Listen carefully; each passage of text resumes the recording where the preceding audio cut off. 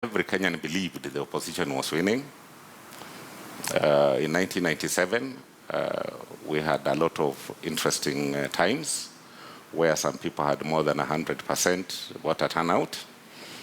And therefore, it takes slightly much more than just winning to remove a sitting president from power.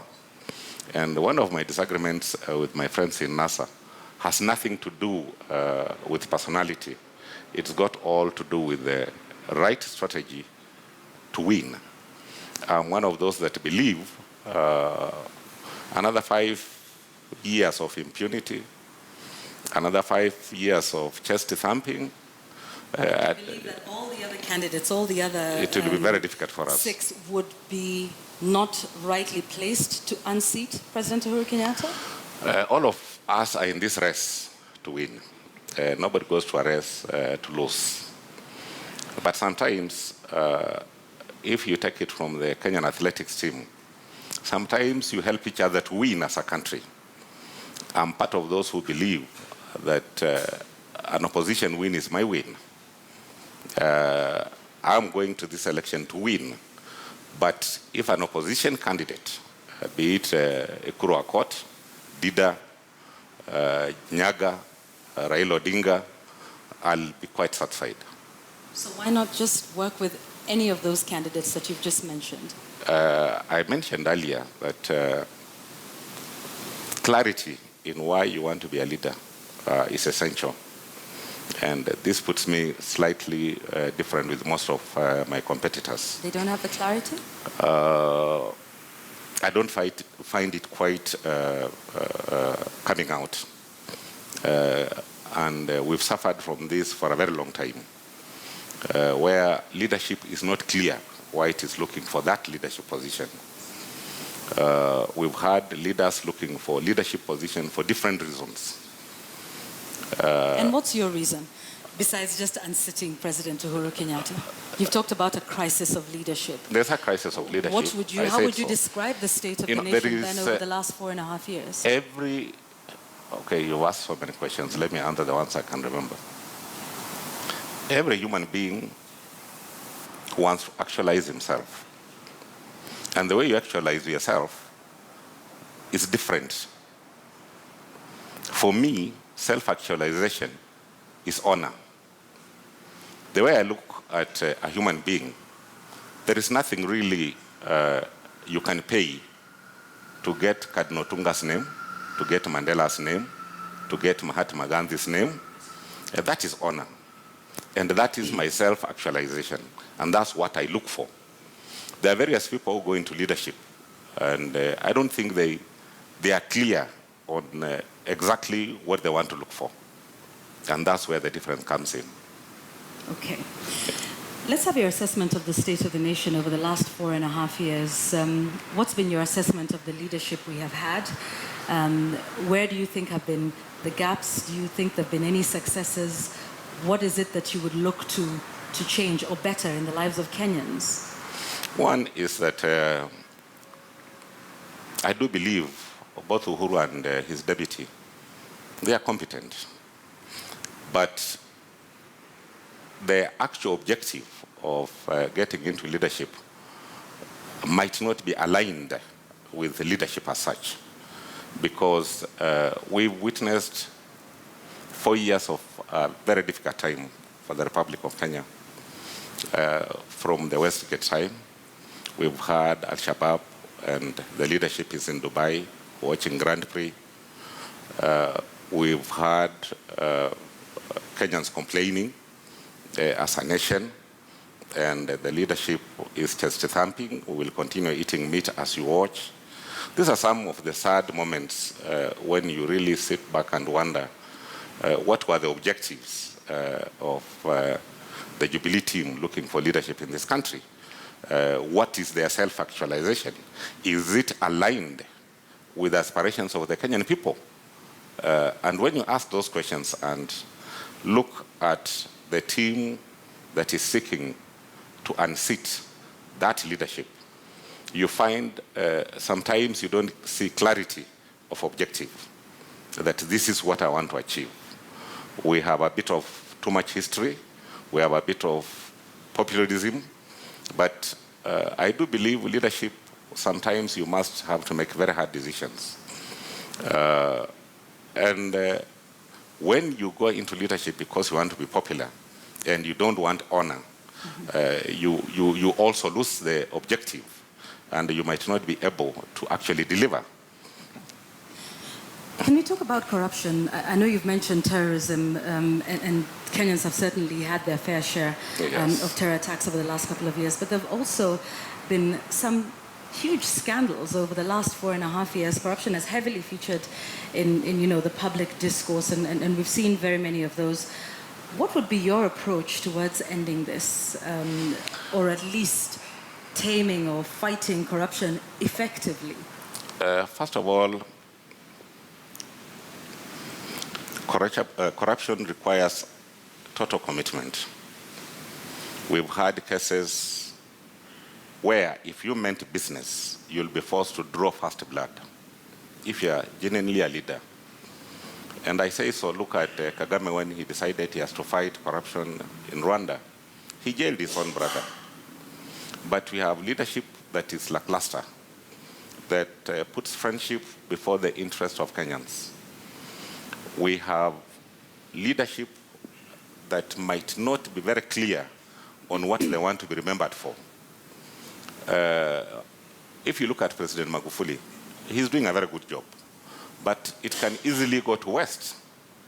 You can effectively fight corruption the Magufuli style, but coupled with institutions that are independent, that when you leave, your work will continue.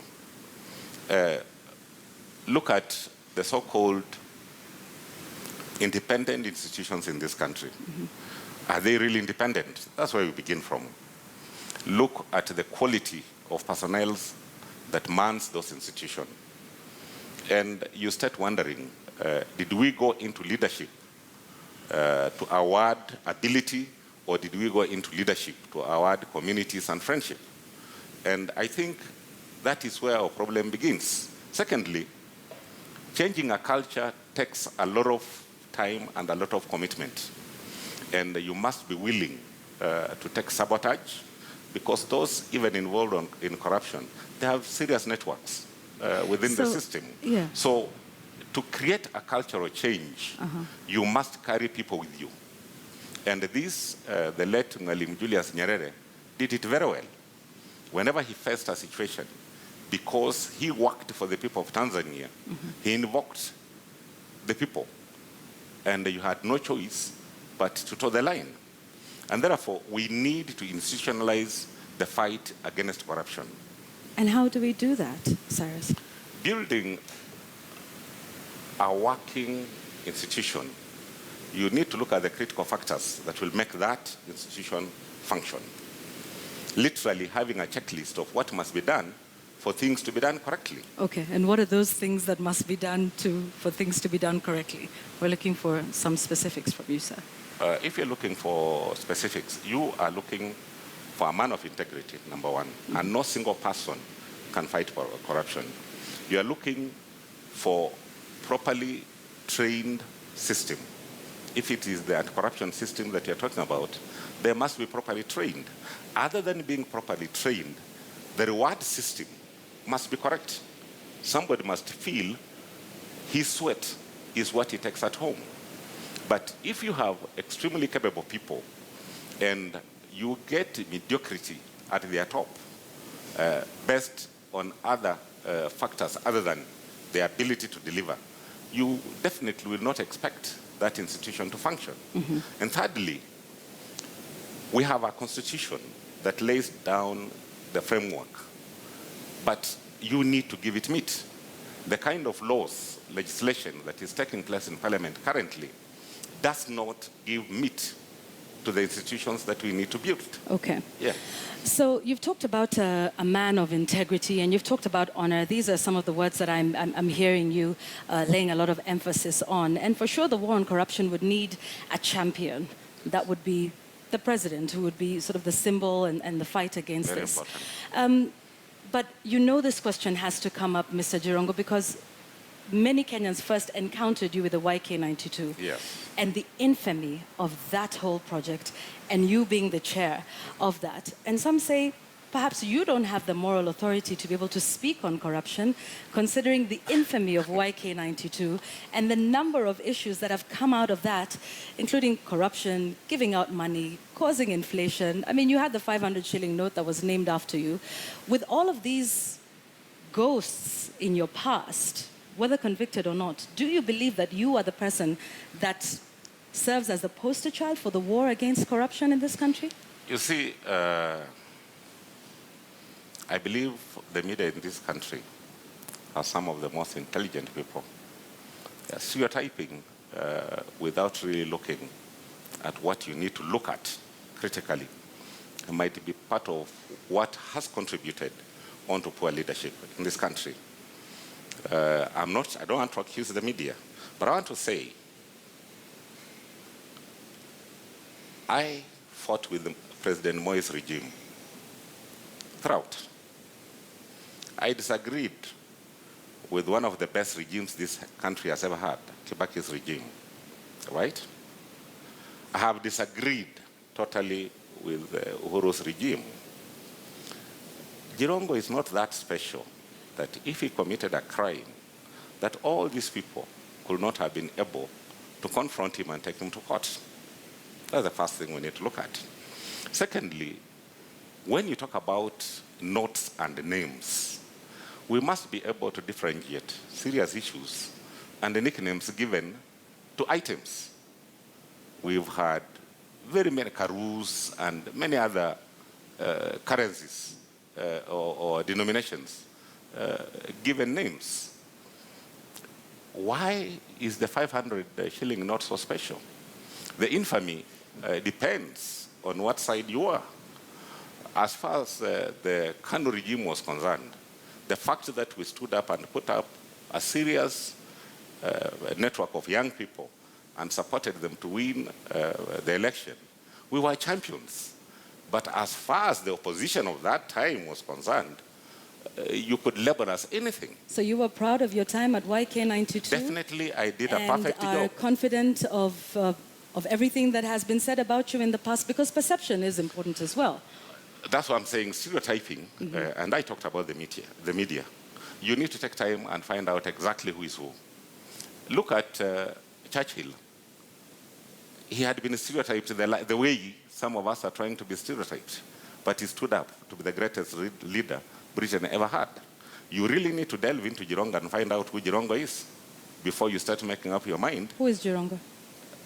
Now, the really Jirongo is the one who is speaking, the man who knows what leadership and what self-actualization is looking for.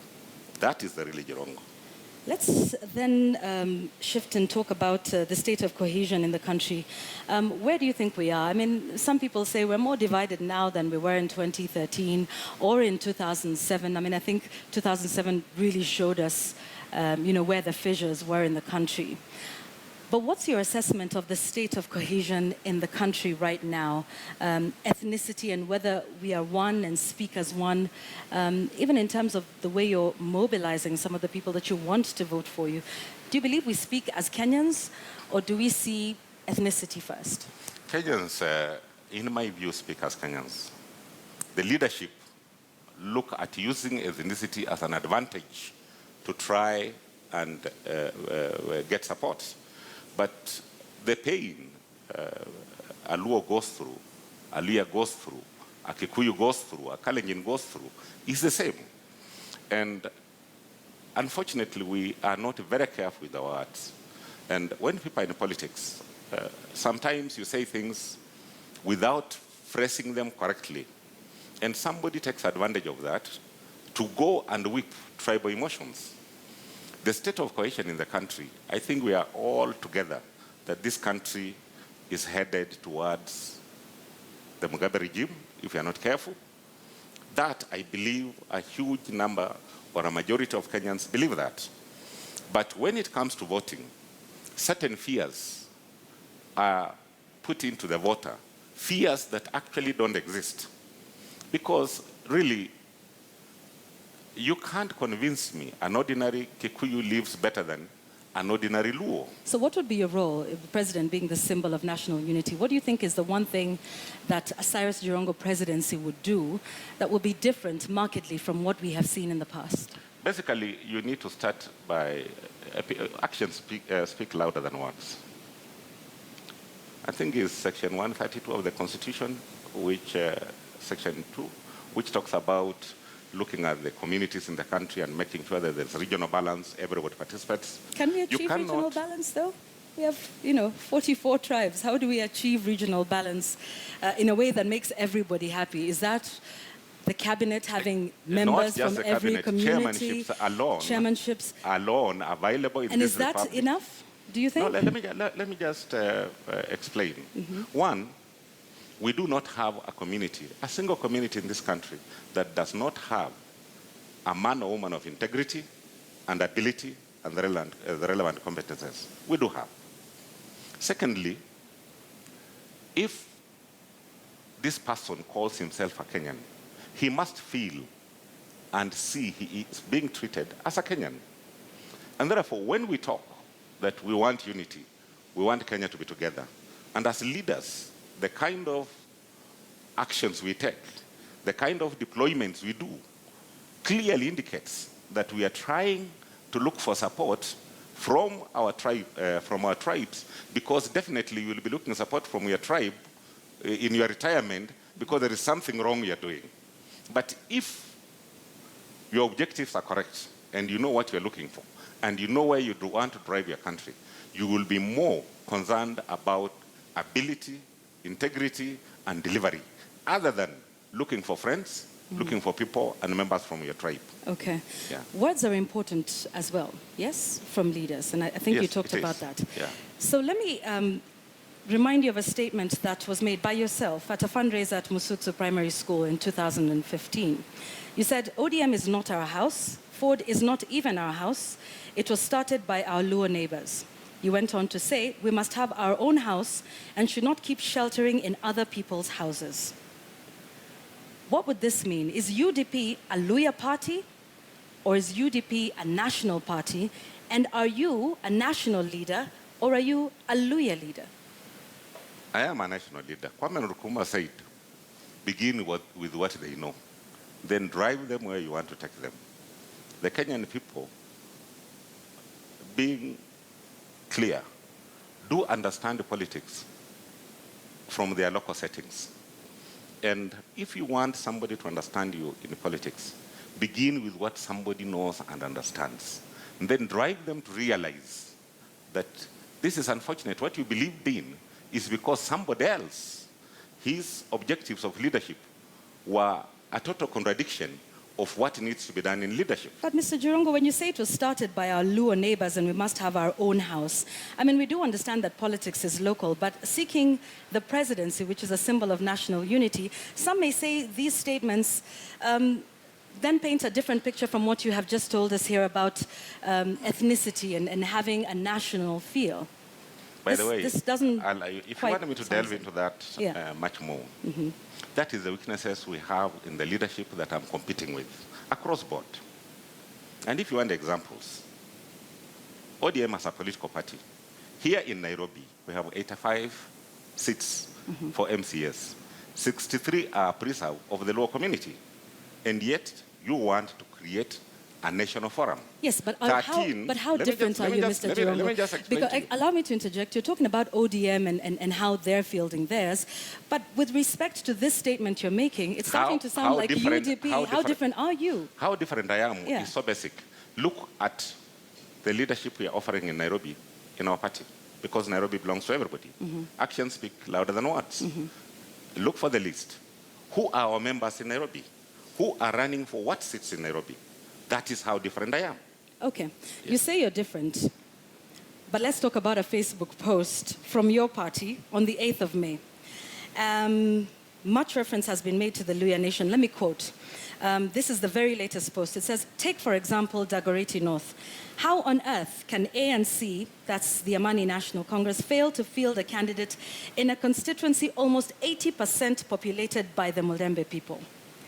Now again, that statement just contradicts what you have said in terms of ODM has 85 MCAs and they're all from the Luo, but yet your political party is questioning why ANC has not fielded a candidate in which their tribe is the majority. I wish you said Jirongo is questioning why ANC has not fielded a party. Where there's 80% of the Mulembe people, obviously, because from Mr. this Jirongo? is your Facebook post. No, it's a Facebook post of your political party. You are the chair and the leader of the UDP. So I would assume you would endorse everything that comes out of your party, unless you are now distancing yourself, Mr. Jirongo, from statements made by your party which you lead. Those people who have dealt with me and those who have worked with me know me better than you are saying. There's no tinge of tribalism in Mr. Jirongo. And that you can find out from the people I do business with. I hardly have a Luo partner in any business. You will look at my company. I hardly have any. But I told you, sometimes you need to begin with what people know, then drive them in the direction you want to take them. So are you distancing yourself from this statement that was made by your party on the 8th of May on Facebook? I don't even because you're know. saying you're not tribalist. Know. That is fine. I don't even know. But your party is saying something different. I don't even know such a statement was made. UDP is not in the business of managing ANC affairs. So how do you not know a statement that was made by your party, sir? Are you not in control of your party? Now listen, management is different. You allow everybody to play their parts. You do not try and dictate and even control people's freedom of speech, people's thoughts. If somebody manages that page and he made that unfortunate remark, that must be held as an individual belief, not a belief of Mr. Cyrus Jirongo. It's in the name of the party, a party which you lead. I've never even read it, by the way. Okay, maybe you might want to check out your Facebook posts of your party and try and synchronize the messaging. Let's talk a little bit about a row that is in the country right now, which is the ballot printing tender row. What is your position on this? I think NASA has been making quite the loudest noise about the manner in which the tender was allocated and the relationship between those of that company and the president himself. What is your position? What is your party's position with regards to this saga? Even the Catholic Church has come out and made its thoughts on the same. Now, there are three issues which I'm totally unhappy with. One, when we went for voter registration, at the time, Kenyans, we had this massive voter registration the last time. There was the issue of arbitral change of the law that manages election in this country. And that was impunity because nobody wanted really to discuss. You go as an individual, use your majority in parliament, change a law that had been negotiated. Secondly, the use of police. We have had police officers being given an extra 10,000 for a good job done. We don't understand that job that they have done very well. Thirdly, what is so special with this Dubai group that our papers must be printed by a Dubai group? My views are this. If I had, or if Kenya wants to hold a free and fair election, I'm sorry to say this, it will be unfortunate for us to print our documents either in China or Dubai, our election materials, basically because at least they tend to respect themselves. You are dealing with people who really don't care, people who look, their objectives, particularly our friends from the East, are slightly very different from what we would want to project as a free and fair election. They will manipulate, they'll go in bed with everybody. So our stand as UDP, clearly, Chepkata and group had no reason whatsoever to insist they must print these papers from Dubai. Particularly after their complaints, people are unhappy with it. What is so special with them? What arrangements do you have with them that you must insist they are the ones that are going to print the papers? What's your proposal, sir? So our proposal is very simple. We cannot hold a free and fair election when everybody else, other than the Jubilee system, doubts the credibility of the company that is going to print those papers. And for me, even if it meant delaying this election, it doesn't really matter much, other than rubber stamping something that we all know has question marks. So you believe we should delay the election and get another company to print the ballot papers? If that is what must happen, I would rather that than have a sham election. You're watching Meet the President with Cyrus Jirongo, who is the presidential candidate for the United Democratic Party. We're taking a quick break. We will be right back. We have lots more questions to ask. We'll also be taking a look at your comments, your feedback, your questions on social media. So we'll get to that in just a moment. We'll be right back.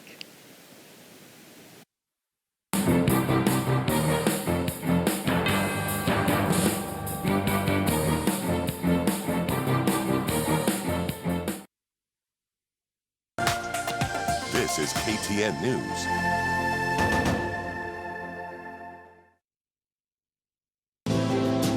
Mpakani mwa Kenya na Somalia, maisha yamejaa hofu tele. Eneo la Mandera, hali ya wasiwasi ni sehemu ya maisha. Siwezi kaa kwa nyumba yenye sijabomoa dirisha, lazima nibomoe dirisha ili kikiumana mimi napitia kwa dirisha naenda. Unahitaji moyo wa chuma kutafuta riziki katika eneo hili. Hii ni kazi ngumu. Bado hata ni machini nafaa kufanya, lakini sisi tunajitolea mikono yetu tunafanya. Viongozi hawajasazwa kwenye hofu hiyo. Even the death of my father didn't impact that much on me. Ni siasa au ni ugaidi? Sababu hata mtu akikufa Mandela sasa hivi utasikia si Al-Shabaab. Kuta hizi zitaibua mwamko mpya katika eneo hili au ndio mkoko unaalika maua? Usikose makala maalum hivi karibuni.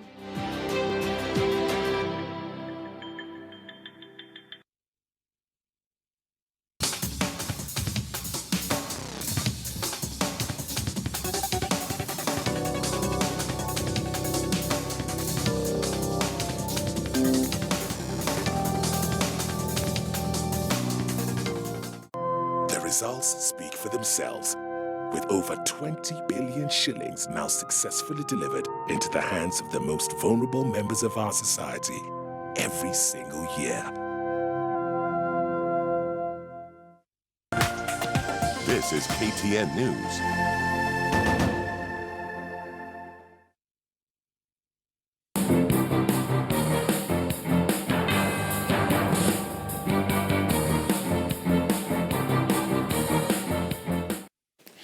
Welcome back. Meet the President. Tonight, presidential candidate Cyrus Jirongo. Let's get to some of your feedback now on social media. Remember, the hashtag to use is Meet the President at KTN News, at Yvonne Okwara. Let me read this tweet right now, which is, Jirongo is a Jubilee project and he can't deny it. The math is to plant Jirongo and Ababu to divide the Luya votes. Does he have any vote to tilt the votes? We'll be putting that to him. Okay, I'm trying to, here's one. Jirongo is a, okay. Okay, your tweets are coming in quite fast. Jirongo, now if you mean what you're saying, please join NASA in court tomorrow. They're going to court to, challenge this process of the ballot tender printing that has been, we've discussed just before the break. Is this something you're prepared to do? Join them in court? I think when I talk about clarity of thought, you can have great leaders, people who believe in great things. But when you don't have clarity of where you want to go, sometimes it takes negotiation to force clarity. If I had to negotiate tomorrow after an election or a rerun, I'll prove to all Kenyans that I clearly know what I want for this country, and I know what I'm looking for this country. And I can assure you one thing, I'd rather stay at home than negotiate with the Jubilee. And those that dream that I have an association with the Jubilee, I've clearly told you. The last time I had a chat with Uhuru is during Soita's funeral. And if I was accused of being a Raila or a Dida project or a Nyaga project, it might make somebody can argue about it. But I really do not understand why somebody who knows me, if you know me at all, would ever believe Jirongo can be anybody's project. All right, so that tweet was from Stephen Ouma Makanyal. Yeah. People who know you, do you think people know you enough? When we put out this question a couple of hours ago on whether they would vote for you, a number of people said they don't know you. A number of people said they don't even know who your running mate is. You started this race rather late in the day, perhaps banking on the previous history of your political career. But there's a sense in which there's a group of Kenyans that say it's too late. It's too late. They don't know I you do not because you keep believe- referring to people who know me. But how many people really Okay, know fine. you, Mr. Jirongo? Maybe you might be right to some extent, but let me tell you. Some time back, we used only to have 21 days to go and campaign. And Kenyans would make a decision. We have a long time, about 46 days to election. If I went out there and explained what I believe in, what I think I can offer this country, to me, I believe Kenyans are intelligent enough, and it is only a dead person who doesn't change his mind. He's fixed in a grave, and that's where he is. But if you went and explained exactly what you want and what you can do for your country, I believe we have adequate time to communicate to Kenyans, and they'll be able to understand. And are you meeting them out there on the campaign trail? I will be going You've shortly. been quite underground for some time. I've been putting a network in place. Uh-huh. You need people on the ground. You need people who will do the relevant things for you on the ground. Okay. And I believe in doing things myself because there is a certain quality of people I'm looking for also. All right. There was also that tweet that I read out to you. I think it was by the same Stephen Oma, who says, well, if you agree with NASA in principle regarding the ballot printing tender, would you be willing to join them in court? Like, how far are you willing to take the statement that We you will said? go with them flat out because I do believe we need a free and fair election. We need to give Kenyans an opportunity to elect a leader of their choice. Basically, I believe in it, and I'm available to fight it all the way to the end. Do you think in general that IEBC is competent, capable, and willing to conduct a free and fair election across all the 6 levels? Out of the team, we have people there I believe in. But unfortunately, they seem not to be in control of what is happening. Because you have no reason whatsoever when something has been pointed out that we have a reason to believe there's a problem with this particular company. Why must you persist and insist that that company is the one that must do the work? So maybe they're not totally in control. Maybe Who's in they're control? just... Who's in control of the IBC if not the We commissioners? actually don't know, because if they're in control, why would they insist they're going to the same company? Given the history, given the previous complaints that have been made, that is not the only printing company on the globe. Why are they insisting it must be the They're company talking that about prints? time constraints. For God's sake, when did people complain about, or when did the issues arising out of this Dubai company come out? Long time ago. Why would you then not take action at that correct time, wait, and try and use time constraints to impose whatever you want on the Kenyan people? Let's focus a little bit on the economy at this point. The Jubilee administration had promised double-digit growth. There have been some false starts, but then perhaps some would say, with the challenges that were taking place globally as well, what's your assessment of the economy, its growth, and what would your presidency look like? What are you willing to put on the table in terms of even a manifesto, which many Kenyans are still not familiar with when it comes to your specific plans for the country, but just your assessment of the economy and where we are right now? Basically, there was a very good foundation laid by Kibaki. And normally, we have a social aspect of life. We do have the economy, and we have the political. And I think those pillars were laid down. And further, he went ahead and put up a constitution. He he actually pushed very hard for us to have the new constitution. In that particular constitution, there's a Bill of Rights. And when people talk about a manifesto, there should be competition on how to meet that Bill of Rights. Free housing, free medical.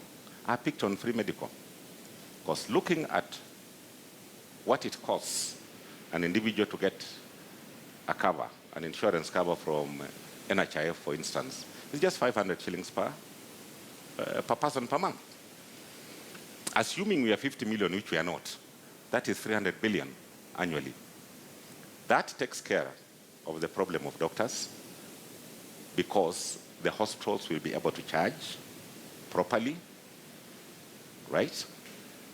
We do not need the Kenya government or the county government being the one responsible for doctors. If every single Kenyan has been given a medical cover, it means the hospitals will be able to charge what they need to charge to repair whatever disease you have correctly, and therefore they have the ability to employ their doctors, they have the ability to employ their nurses. So you're talking about walking back the devolution of health? It sounds like it because you're saying the county governments don't need to be, the doctors don't need to be under the county governments. The Minister of Health is at devolved function. Yes. Being at devolved function, it doesn't mean devolution ends at the county. We talked about referral hospitals across the country in 47 counties. That literally could be the hospital that is in charge of the rest of the hospitals in that particular county. A county, if How you look... How different is that from what we have now? No. Literally, procurement is done in Nairobi, right? And there's no reason why procurement is being done in Nairobi other than corruption, other than somebody wants to control that money. Secondly, I'm saying the easiest and the most disturbing situation in Kenya is Medicare. A lot of people are suffering. They can't afford drugs. We have a lot of problems with the doctors. Yet, using 300 billion, which is stolen at the Ministry of Health annually or wasted, you would be able to provide a proper insurance cover for every single Kenyan, and all hospitals will charge properly, and therefore the issue of the national government or the county government running around looking for money to pay doctors doesn't arise. You only spend 300 billion annually, and you've sorted out your health issue. That is one issue we can deal with. Secondly, all of you saw what was happening in Kilifi the other time. You do not believe a human being would have been taking the dirty water we saw Kenyans drinking.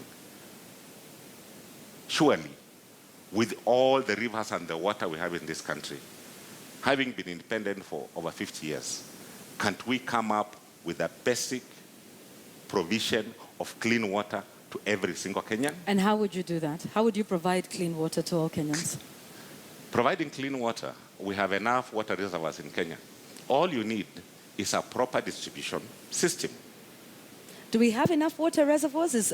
Because Kenya is a water-deficient country. In Turkana alone, the lake that was discovered underground could supply the entire republic with water for 70 years. But somebody comes up and says, that water is not very good, and therefore we don't want to concentrate there. Because somebody wants to do ponds and dams to do business. And that's why I said, very many people go into leadership with totally different objectives. We have countries that live in deserts and they try and desalinate water to ensure their people have clean water with the amount of water we have in this country. So all you're saying is the aquifer and what was discovered in Turkana is enough for Kenya? So what about these other efforts that are in place? There's the Thwake Dam, there's the Tare, although they're controversial. But what are your thoughts on that? Do we need any of those? It's just creating projects to do business. That is what the leadership is all about in this country. And that's why I said the objective of leadership is not about competence. The objective of what they want to be remembered for might not be very clear to them. Because if you really wanted to provide services, I believe there are many opportunities to provide proper services to the Kenyan people. Okay. Yeah, you talk about, the motives and the integrity of people. It would be interesting, Mr. Jirongo, to understand your source of wealth. What does Mr. Jirongo do for a living? Where does he earn his money from? Mr. Jirongo, from the time he came to this town, he can account for every single shilling, beginning with a loan of 70,000, moving forward, coming into real estate, developing, acquiring a number of assets. And I want to challenge you. I have a number of properties in this town and across this country. And show me one property that is an allotment letter from a government. All the properties I have purchased.